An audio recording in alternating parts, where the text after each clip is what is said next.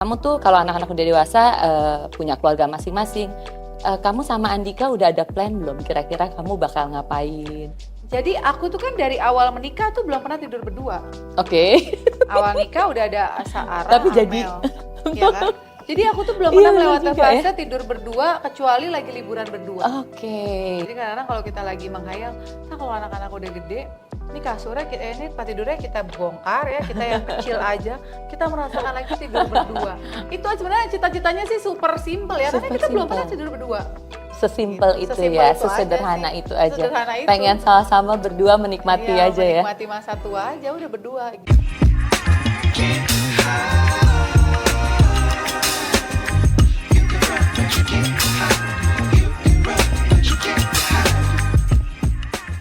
Halo kesayangan Maje, ketemu lagi di Happy Talk Jennifer Maje X Hotel Borobudur Jakarta. Dan hari ini aku kedatangan sahabatku spesial banget, Usi Sulistiawati. Yeay, akhirnya nyampe juga Akhirnya. di sini setelah sekian lama. Seneng banget. Thank you banget Usi udah nyempetin dateng. Sama-sama, thank you udah diundang. Senangnya, apa kabar kamu?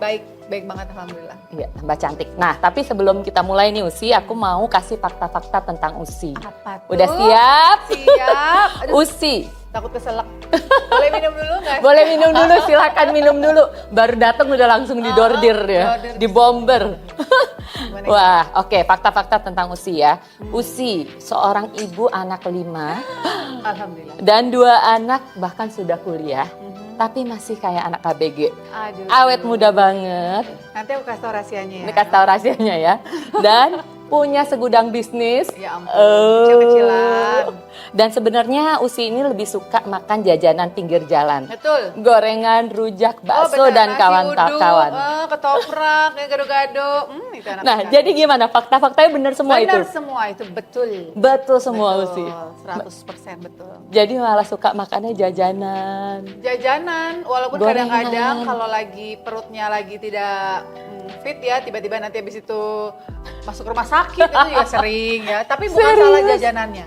Jadi sebenarnya salahnya itu adalah karena imun kita. Jadi kalau imun kita lagi bagus, mau makan dimanapun yang dilalerin dimanapun nggak masalah. Ya, tapi kalau imun kita lagi drop, ya berapa kali sih masuk rumah sakit. Serius, ya ampun. Tapi ya udah itu nikmatnya lah. Itu nikmatnya lah, yang penting happy ya. Yang penting happy. Benar. Nah, Usi, oke, kita lanjut aja nih obrolan kita ya. Usi, yang pertama aku pengen tanyain dan penasaran banget nih, kenapa kamu makin kece banget deh? Makin kece? Enggak lah. Makin Mungkin- kece. Sebenarnya mungkin bukan makin kece, mungkin karena kemarin itu abis melahirkan, badannya kan gemuk, terus mengecil. Kalau orang dari gemuk jadi berkurang berat badannya, lingkarnya pasti kan kelihatan lebih fresh gitu. Langsung Jadi- kelihatan bedanya Jadi ya. langsung kelihatan beda gitu, makanya orang kok jadi lebih cantik, jadi lebih fresh ya mungkin karena itu. Sebenarnya orang-orang yang badannya juga agak sekel, semok juga banyak yang seru, banyak yang cantik gitu. Cuma mungkin karena perbedaannya Dari lebar habis melahirkan mengecil lebar, gitu. mengecilnya luar Iya. biasa ya. Jadi kayak body goals banget nih. body goals. Body goals, kalian gitu. banyak banget aku komen-komen nih Usi body goals banget. Nah, tapi kamu gimana Usi cara menjaga kamu dari melahirkan yang sebesar itu 77 sampai kilo. 77 kilo sekarang? Sekarang 48, 49. Aduh itu, aku pengen banget ke sana. Bisa. Serius 77 kilo ke Iya, 49, berarti 20 lebih lah ya. lebih. pokoknya. Nah, gimana Usi caranya? Awalnya pas habis melahirkan 3 bulan sebenarnya waktu itu golf dulu. Oh, oke. Nah, golf itu kan harusnya di kart. Aha. Nah, aku tuh nggak di kart. Jadi selama berbulan-bulan kalau golf itu jalan kaki. Jalan kaki. Nah, Oke. ini yang sebenarnya rahasia yang orang-orang tuh banyak yang pada salah kaprah ya. Sebenarnya kalau mau turunin berat badan, pertama kali yang dilakukan adalah banyak jalan kaki, Mhm. terus banyak lari kecil-kecil. Jadi yang lari itu yang benar-benar pelan, itu sebenarnya yang ngabisin Yang- lemak kita. Oh, oke. Jadi bukan yang langsung lari Kardio ngebut, parah-parahan enggak, gitu ya. Kardio yang ngebut-ngebut Enggak, enggak, justru sebenarnya uh-uh. yang pelan-pelan itu yang ngabisin lemak. Nah, dari situ akhirnya kan aku mau olahraga yang lain-lain lagi kan ya, di gym, terus lari. Jadi ketika udah mulai makin mengecil, dibentuklah ototnya dengan angkat beban. Weight training ya, ya aku lari, sering banget gitu. lihat Usi gitu. Jadi sebenarnya gara-gara itu aja. Nah, orang-orang banyak yang awal-awal malah disedot lemak lah, apalah inilah. Aku belum kepikiran sedot lemak ya. Wow. Sedot apa yang enak ya? Gak usah lemak kali ya. Jadi dari olahraga aja. Olahraga aja. Nah, apa tuh sih yang trigger kamu yang pertama kali akhirnya kamu ya udah nih olahraga suka nih rutin ini. Sebenarnya dari dulu tuh emang udah rutin olahraga. Di gym itu tuh on off. Jadi misalnya lagi males di gym yang ini, ntar pergi lagi ke gym yang lain. Jadi olahraga yang lain lagi. Nanti mencoba olahraga tapi semuanya tuh yang berhubungan sama angkat beban gitu. Kalau lari itu kira-kira setahun setelah aku melahirkan, waktu itu sering ngeliat orang-orang pada di GBK kan. Kok kayak seru ya jalan di GBK. Nah itulah awalnya aku mulai jalan di GBK, ngeliatin orang. Terus kalau misalnya orang lari aku yang gila kapan gue bisa lari kayak gitu aja dalam hati kan. Jadi bener-bener Usi pernah di step itu juga ya? Pernah di step aku banget. sekarang. Aduh Iya, gimana caranya kayak Usi? Gitu. Iya itu pernah. Terus misalnya kayak mulai lari pelan 5 menit, ngos-ngosan capek, jalan kaki gitu. Nah ternyata itu yang bikin aku makin mengecil, makin kurus. Nah setelah udah mulai dapet enaknya, dapet membutuhkannya, kadang-kadang kita tuh olahraga terus harus karena kita butuh. Jadi nggak boleh kita olahraga karena ngeliat orang pengen begini FOMO aja, tapi karena FOMO kita ya? butuh. Oh kayaknya kalau hari ini gue nggak lari, kok kayak gue butuh ada yang kurang gitu. Nah mulai akhirnya aku nyari coach, jadi latihan benar-benar biar tahu oh lari tuh kayak gimana yang benernya sih. gimana. Ya, sebenarnya gara-gara itu aja awalnya, sesimpel itu gitu. Jadi bukan karena pengen kurus, enggak, sebenarnya enggak itu sama sekali. Tujuannya tuh enggak, itu pengen olahraga aja. Emang pengen aja. Akhirnya lama-lama jadi mengecil. Tapi ya bener deh, jujur ya kesayangan Maje, aku tuh salut banget lihat Usi. Aku bener-bener ikutin dia banget. Udah lama banget ya temenannya? Udah lama banget. Dari kita berdua berdua duduk di salah satu restoran di Plaza Senayan. Tapi bener-bener Usi vibes-nya aduh baik sekali. Nah, ya aku jujur ya, aku salut banget lihat Usi konsisten olahraga tuh bukan yang hanya ikut-ikutan tren aja tadi kamu bilang ya. Bahkan kemarin Usi udah ikut London Marathon, wow. Dan besok juga rencana mau ikut Berlin Marathon ya. Gila, hebat banget, salut banget. Nah, share dong Usi, pernah nggak sih kamu tuh ngalamin up and down yang kalau lagi, ya jujur ya aku aja kan, aku dulu suka banget olahraga. Tapi bisa tiba-tiba lagi down banget, lagi malas gitu, males banget. Kadang-kadang tuh ngelawan itu susah banget. Ada. Kalau kamu nih konsisten banget loh, nggak berhenti. Sebenarnya kalau bukan, jadi gini, kalau kita ikut program maraton, kita tuh harus latihan minimal 5-6 bulan. Program maraton ya, yang memang kita mau kayak aku nih mau ke Berlin 42 kilo. 42 kilo. Itu mungkin kalau orang-orang kan cuma ngeliatnya, hah 42 gitu, tapi kalian tuh tidak tahu di belakang proses di balik menuju itu 42. apa? Itu sebenarnya maraton itu yang pas maratonnya itu nggak seberapa. Yang berat itu adalah 5 bulan latihannya. Nah jadi karena aku udah kayak taken kontrak, makanya dibilang oke, gue mau ikut maraton, gue kayak taken kontrak nih, kayak kawin kontrak sama segala macam latihan selama 5 bulan itu. Terus juga nutrisi yang memang harus benar-benar salah kalau misalnya orang lari tuh makin kurus ya karena mungkin kekikis terus lemaknya. Justru benar salah. Justru kalau kita program maraton itu yang harus kita penuhi adalah nutrisi. Yang benar. Jadi bukan yang kayak diet, kalau lari diet pingsan. Nah iyalah, pingsan lah, nggak mungkin ya. Jadi 5 bulan itu benar-benar makannya, nutrisinya, bangun paginya. Suami melek kita udah nggak ada di rumah. Oke. Anak berangkat sekolah, ada yang dianterin, ada yang nggak bisa. Kalau aku biasanya tuh jam 5 jalan, jam 5 subuh jalan, jam 6.30 udah pulang ke rumah. Jadi yang kebagian aku anterin tuh yang Saka, karena dia berangkatnya jam 8. Masuk siang. Kalau ya. kakak-kakaknya berangkat setengah 7 udah nggak bisa. Nah, tapi kan lari kan bukan seminggu full, jadi ada yang cuman seminggu 4 kali. Nah jadi yang di sela-sela itu barulah yang ngurusin anak-anaknya gitu. Kadang-kadang aku dulu juga bisa mulai jam 4 pagi. Jadi jam 2 pagi bangun, makan. Itu tetap sarapan dulu ya? Tetap harus sarapan dulu? Kalau aku ya, kalau orang lain mungkin beda-beda. Ada yang cuman makan dikit aja. Sarapan tetap. Aku harus sarapan, makanya jangan berpikir orang lari itu berdiet. Itu musuhnya orang lari itu adalah diet. Tapi aku lihat Abang Usi makan kayaknya luar biasa ya, dia makannya banyak banget. Ada ngiri sih aku bener, ternyata ya itu. Karena itu harus, tapi kan dikeluarin lagi sama larinya. Gitu. Terus Susi ada yang bilang tuh juga kalau lari muka katanya jadi turun, apalagi perempuan. Benar, jadi itu penyakitnya orang lari karena kan gravitasi bumi ya. Jadi katanya tuh muka tuh bisa turun begitu. Tapi setelah aku buktikan itu kalau lari doang. Karena aku kan di mix sama weight training ya. Kan, weight training. Jadi kalau larinya ketarik ke atas, ke bawah, kalau weight training kan ke atas. Jadi aku mikirnya, oh yaudah, balance, imbang. Mukaku juga kayaknya nggak turun-turun. Tapi kayaknya aku bener, aku lihat mukanya nggak turun-turun banget. Ada beberapa teman-teman aku kok mukanya begini, terus aku tanya, ini nggak sih latihan beban? Enggak. Oh berarti aku menarik kesimpulan sendiri. Oke. Kalau kita mau lari harus banyakin angkat beban juga. Jadi mukanya tuh banyak yang begini nih sampai begitu, sampai ke bawah semua, sampai cute gitu. Iya, karena kayak abis kayak makin abis kan turun gitu ya. Gitu mungkin ya. Itu juga kalau yang sambil diet atau jaga makan. Kalau aku kan nggak, makanku sih makan tetap ini, jadi nggak kuyu ya. Jadi nggak kuyu, jadi nggak yang ngabisin ke muka gitu. Kalau Andika ikutan juga nggak sih Usi olahraga? Olahraga bareng nggak sama Andika? Tapi kalau golf kayaknya iya ya. Dia kemarin kayak ke London, dia nemenin. Aku pikir pulang dari London dia akan ke bawah euforianya dan ternyata enggak. Ke Berlin juga dia nemenin. Kata dia udahlah mendingan aku nemenin kamu aja. Nemenin kamu jalan-jalannya, happy-happy, cuman larinya nggak usah. Kalau golf ya barengan. Dulu golf juga yang ngenalin golf ke dia juga aku. Aku yang bawa dia ke golf, terus dia suka. Aku senang karena sebelumnya dia nggak ada olahraga sama sekali. Jadi sekarang walaupun golf orang-orang bilang itu bukan olahraga, tapi menurut aku Andika jadi olahraga karena kan dia jalan. Terus swing itu kan ini kan pinggang segala ngabisin pinggang juga.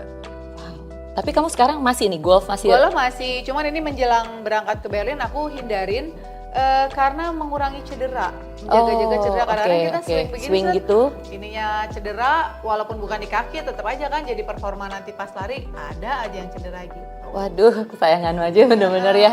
Itu detail dan prosesnya dibalik itu semua ya. Even sepatu, kita jalan aja tuh selama menjelang maraton hindari sepatu-sepatu tinggi apa. Makanya aku jadi dia teplek kan.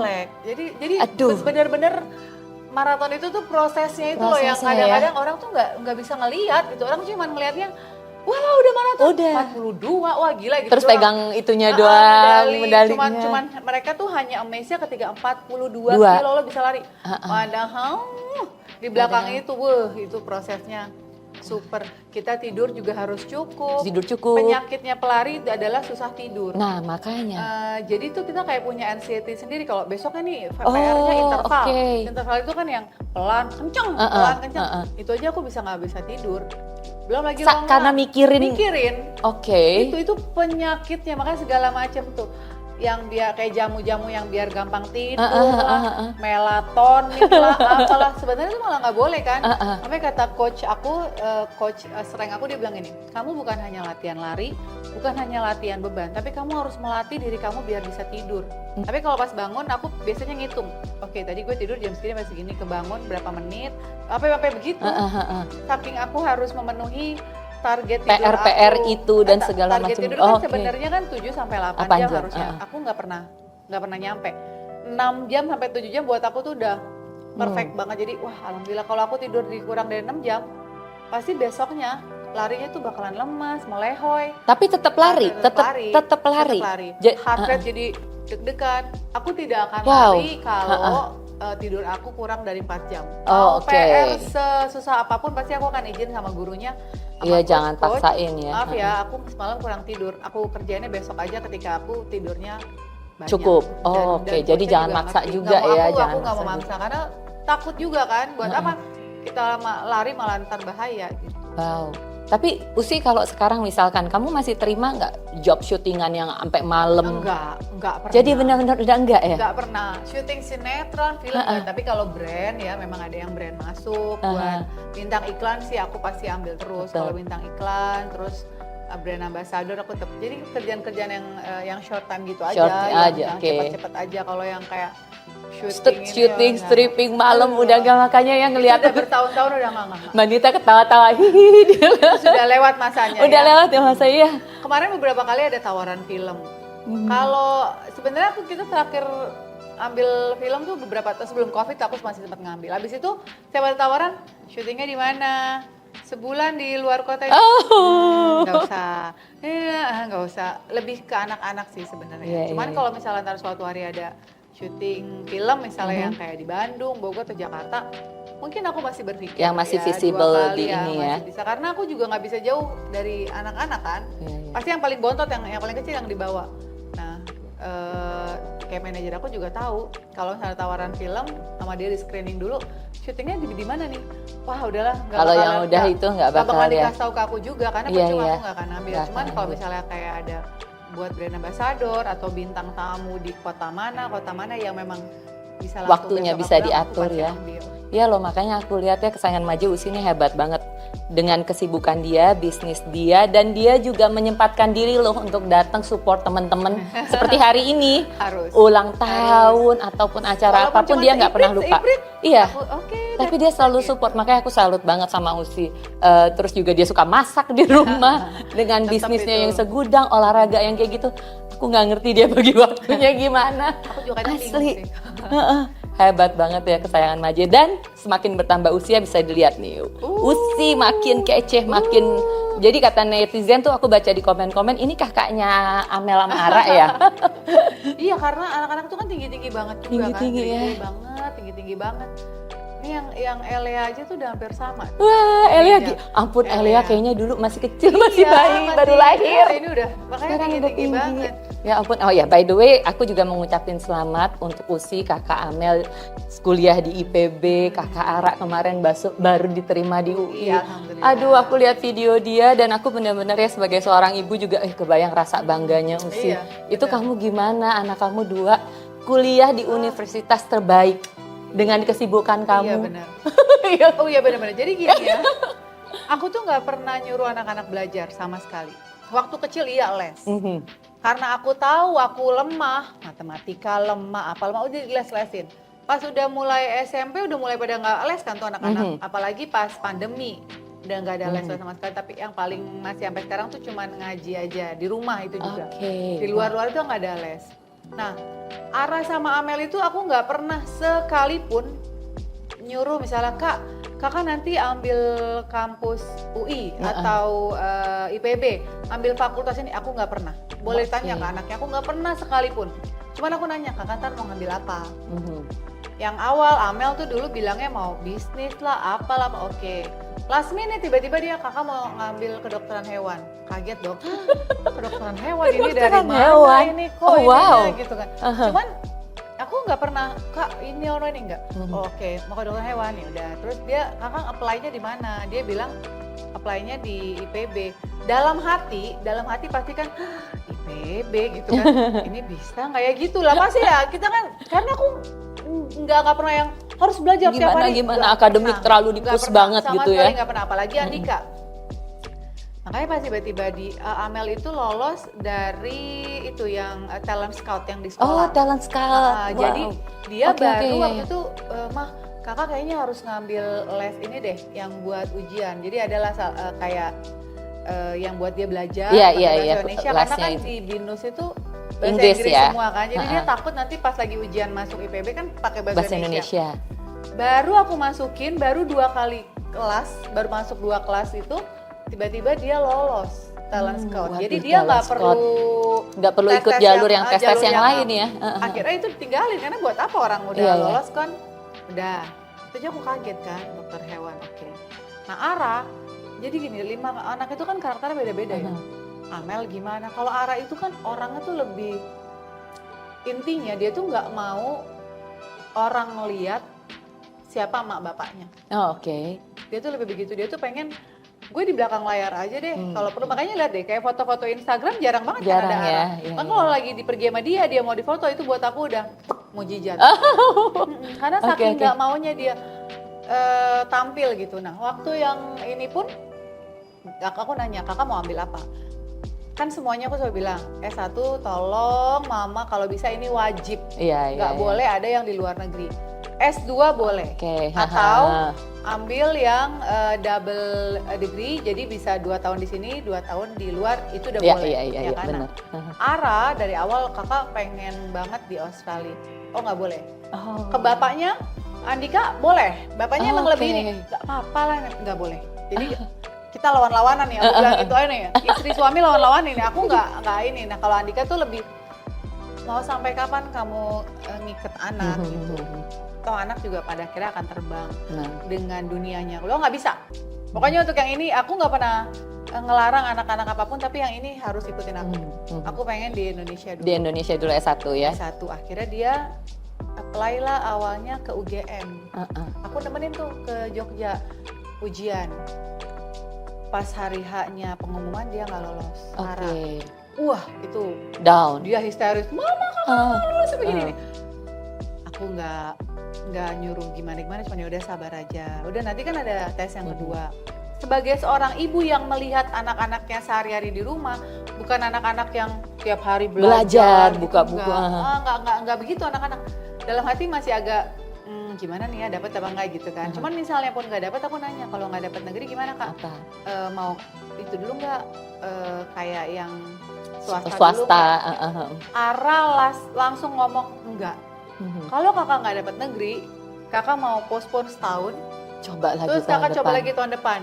Gimana maknya nggak stres? Jadi setahun anak ini nggak kuliah. Ngapain? Gimana nanti keterusan ini?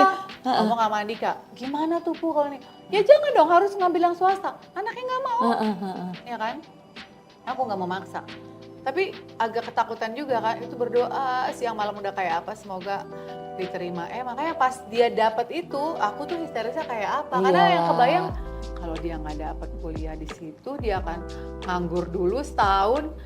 Akunya gimana? Dia bilangnya Sinta kakak les aja biar kakak dapat. Pokoknya dia pengen kalau kakak nggak dapat tahun ini, tahun depan coba lagi UI dan UGM.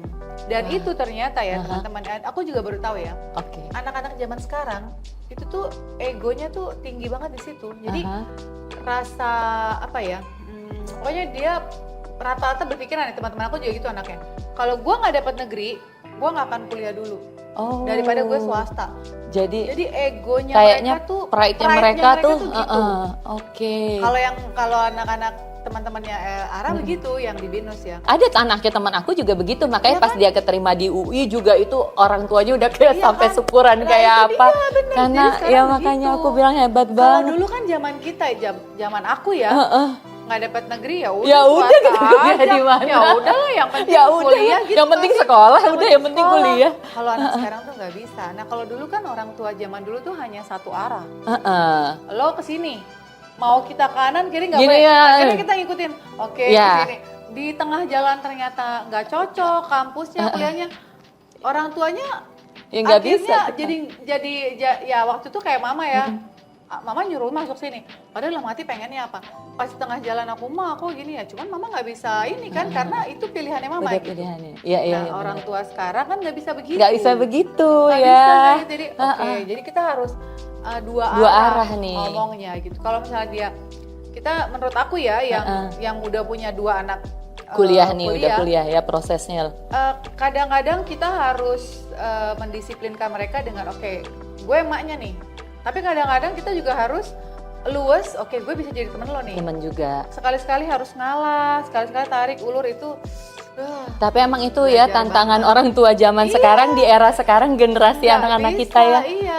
Kalau dulu kayak mama ya, misalnya aku dulu kan ngaji ya, harus ngaji tuh, kan aku tinggal di kampung ya, di Jakarta tapi di perkampungan, jadi kan banyak banget tuh musola gitu. Pengajian-pengajian, kalau lagi malas ngaji itu bisa yang disabet, dicubit. Kalau sekarang lapor ke Komnas Komnas Anak. Iya kan? Pasti begitu. Dicubit, jadi emang nggak bisa. Orang tua zaman dulu itu sih aku kena banget tuh, pakai lidi yang kecil itu gitu. Dicubit sampai biru udah sering. Rasanya kita kalau sampai marah sama anak dulu, mama. Bener. Buru-buru tuh dia sore gitu. Coba tanya oma opa tuh. Iya bener gitu. Aku sampai sekarang masih sering tuh. Coba kakak tanya deh sama Umi deh. Tanya deh. Berarti emang it happens untuk generasi kita ya, usia. Kalau sekarang anak-anak nggak bisa gitu. Nggak bisa ya. Nggak bisa digituin. Ya itulah tantangannya buat orang tua zaman sekarang ya. Kita juga harus open mind juga sama tapi tetap harus tegas juga sama anak-anak.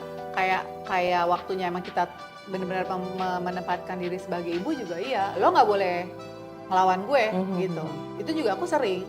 Tapi ketika aku rasa ini kayaknya masih bisa nih ya digerakin kanan kiri dikit udah aku baru ikut, masuk. gitu. Oh. Kalau pacar gimana Usi? Kakak Amel sama Kak Kara udah punya pacar belum? Waktu mereka kecil kan aku selalu mendoktrin mereka nggak boleh pacaran. Karena aku yang deg-degan. Amel belum punya pacar. Kalau Ara kemarin sempet, tapi udah putus. Tapi itu juga long distance, pacarnya katanya di Amerika. Terus sekarang, terus kakak udah putus nggak ada yang gimana lagi? Nggak ada, kata dia gitu. Tapi mereka ngomong. Nah Amel yang, Kak di PB nggak ada Kak, yang gimana gitu Kak. Kalau dia kan senang kiblatnya kiblatnya Amel itu Korea. Oke, Jadi yang opa gitu. Kalau Ara itu Amerika. Oh, wow. Jadi cowok-cowoknya itu bukan yang sipit-sipit, bukan yang Korea-Korea gitu. Nah, mamanya sekarang lagi deg-deg. Oh gitu.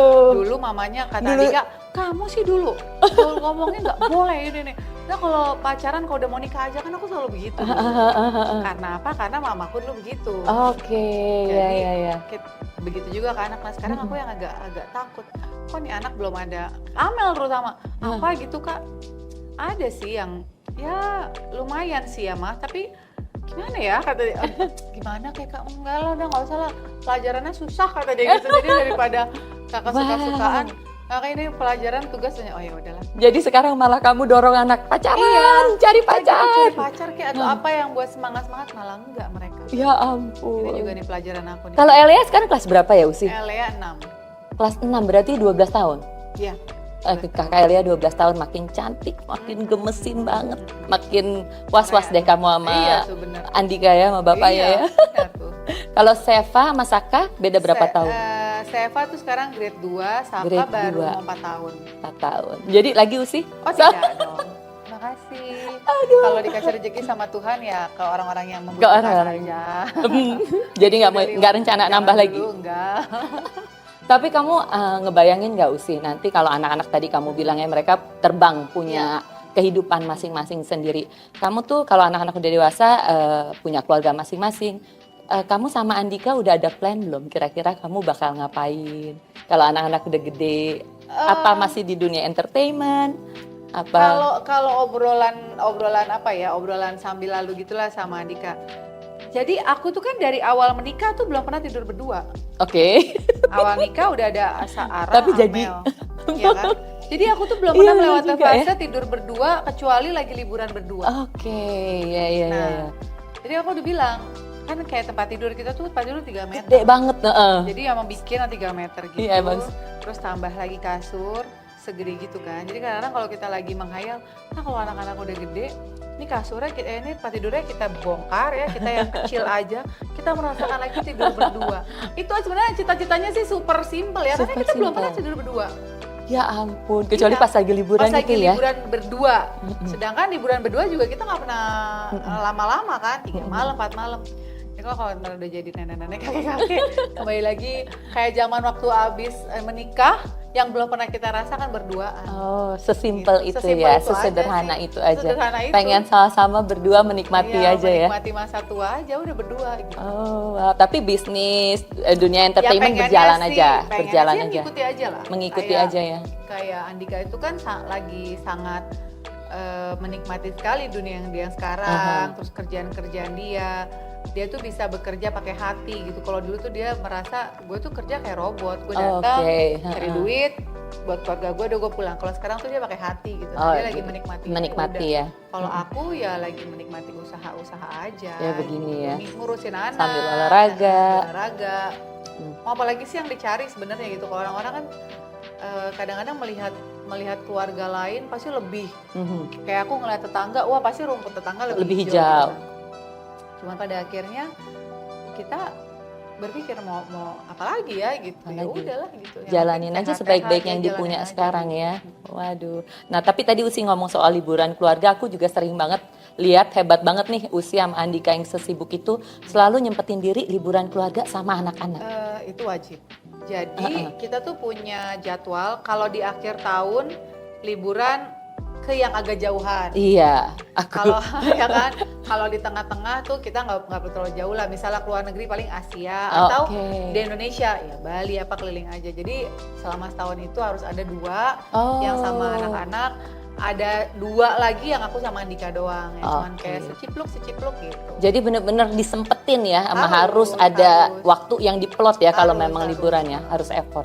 Nah balik lagi ke Usi ya, kesayangan Maje. Tadi kan aku mention tuh kalau Usi punya segudang bisnis dari kuliner, kecantikan, minuman fiber, perumahan dan lain-lain, you name it. Bahkan sekarang ini Usi lagi mau keluarin produk baru nih, launching produk terbaru. Ceritain sedikit dong Usi, parfum ya? Parfum, iya ini tuh parfum ketiga. Parfum ketiga, oke. Jadi mungkin kalau yang follower aku sih juga banyak yang tahu ya, aku itu emang penggila parfum parah. Yes. Jadi, lihat koleksinya juga. Iya, koleksinya apa dulu pokoknya pas waktu mau nikah sama Andika aku bilang gini, kamu boleh larang aku apapun aku ikutin kecuali satu, jangan larang aku mengkoleksi parfum, jangan larang aku beli parfum gitu. Oke, nggak apa-apa gitu. Makanya pas sudah kawin dia bilang, wah ini kamu edan emang ini. Dan udah gitu kan aku parfumnya bukan parfum yang, mohon maaf ya, aku tuh bukan parfum yang gimana nyebutnya, bukan yang parfum biasa. Ya pokoknya parfum yang spesial lah ya. Kalau di dunia parfum tuh ada namanya niche perfume. Oke. Niche itu tuh yang memang udah paling di atasnya. Jadi aku bisa nyari tuh dari manapun. Nah kalau ada botol yang datang ke rumah, Andika aja ini botol apa? Karena nggak ada dibayangin dia, nggak ada di mall-mall yang suka dia lihat. Gitu. Jadi emang mereknya tuh aneh-aneh. Pokoknya aku ada aja dan harganya juga kan lumayan banget. Jadi Andika awal-awal sempat kaget-kaget sampai akhirnya dia sudah ya udah. Waktu orang pacaran kan nggak bisa kita tidak serumah. Tiap hari juga gak ketemu, dia nggak tahu aku segila itu ya, sebenarnya kan. Segila itu, dia cuma tahu itu ya. Dia cuma tahu oh ya udah pacar gue koleksi parfum. Cuma dia nggak tahu yang sampai seedik itu. Nah makanya waktu pas aku memutuskan berarti tahun 2021 atau 2022 tuh ngeluarin parfum pertama. Itu pun juga prosesnya sangat panjang. Kalau udah ngomongin parfum aku pasti akan panjang nih. Tapi canggih loh, baru tahu dan baru ketemu orang yang benar-benar sesuka itu sama parfum. Sama parfum. Aku tuh emang segila itu, jadi kok bisa sih Usi awalnya gimana? Awalnya lucu. Jadi waktu aku SMA ada satu temen, dia tuh aku sebut aja brandnya ya, dia tuh bawa parfum Benetton. Oh iya, jangan dulu Benetton zaman dulu tuh yang warna merah, itu aku inget banget. Ya, terus abis itu sama satu lagi aku lupa tiba-tiba tuh ada satu parfum lagi yang dia suka pakai. Jadi aku tuh ini aroma apa nih gitu. Terus besok lagi ini beda lagi nih. Pokoknya 2 aroma parfum itu. Nanya dong. Nah sedangkan saat SMA itu aku pakainya yang penyegar zaman dulu lah. Yang buat anak-anak ABG gitu kan. Yang sekali pakai spray sekali pakai hilang. Aku gini, ini kamu pakai parfum apa sih? Aku bilang. Terus dia ngomong, gak usah nanya-nanya, lo gak bakalan kebeli. Oh wow. Kebeli ini mahal. Oh, gue tuh biasanya pakai 2 parfum. Dia sebut si Benetton itu, satu lagi aku lupa namanya apa. Oh gitu udah.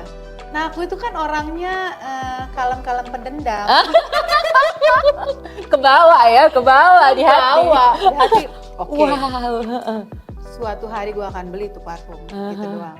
Nah akhirnya karena waktu itu belum cari duit sendiri, akhirnya pakai uang jajan dong. Aku bela-belain tuh nggak makan di sekolahan.